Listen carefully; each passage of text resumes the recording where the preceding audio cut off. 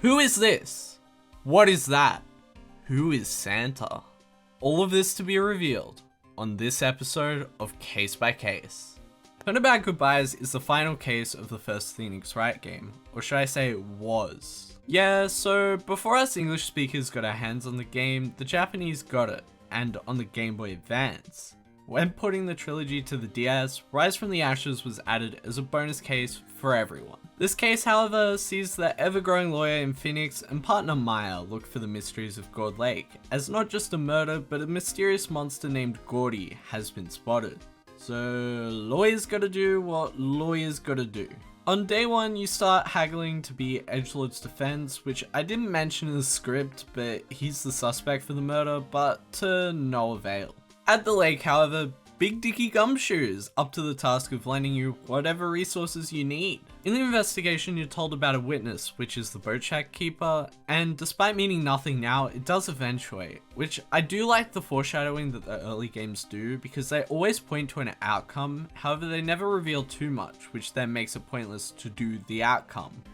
This is what a lot of the worst cases of the series do, and I'll be sure to touch on the issue when it arrives. At Gourd Lake, you have a few places to visit, including the main area with the Samurai Dog's van, the boat carrier shack, and the woods, which despite having a no camping sign, is where we find our first witness, which we get to access after making a camera go off with some party poppers. Lotta is a very distracting witness in terms of the case. She tries to do things for the better of the case, but really doesn't.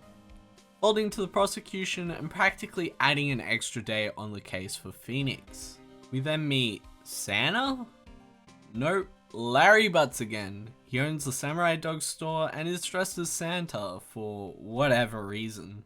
After talking to that goofball and a quick trip to forensics, we meet up with Grossberg, who happens to detail the DL6 incident to us, which is found to have a connection through the victim, who we then learn is named Robert Hammond. Edgelord then accepts our defense, ending the day one investigation, which I think is very weird, but Edgelord's Edgelord, he does weird things. Like, just look at this clip.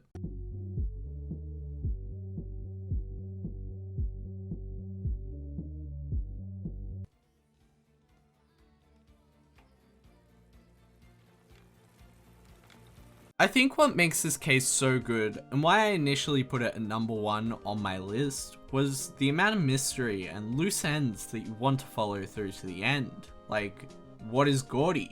What history does Phoenix have with Larry and Edgelord? Who is the guy in the boat shack?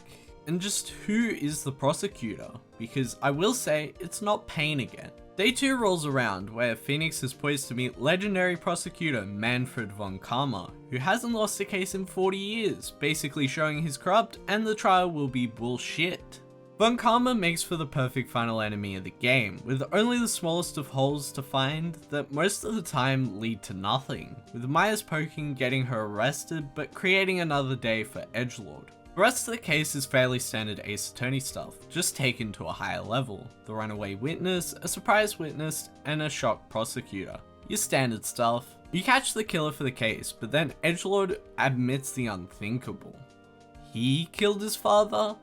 And more case ensues. I think this reveal is very impactful and meaningful in the case in the series. But Edgelord, it shows a certain side, which we can't see when he's behind the prosecutor's chair. With that said, we do find the get out of jail free card, and all is well with a sweet ending for all the characters, which I won't spoil.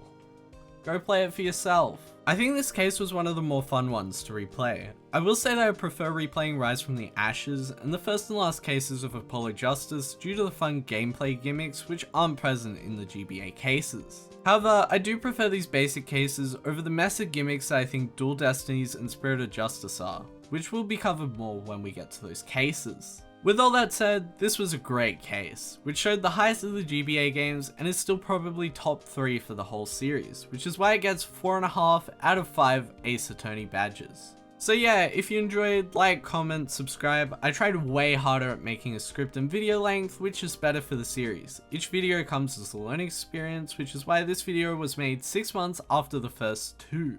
That and poor time management on my part. And yeah, again, my socials are down below, and as always, thank you all for watching, and I'll see you all next time. Bye!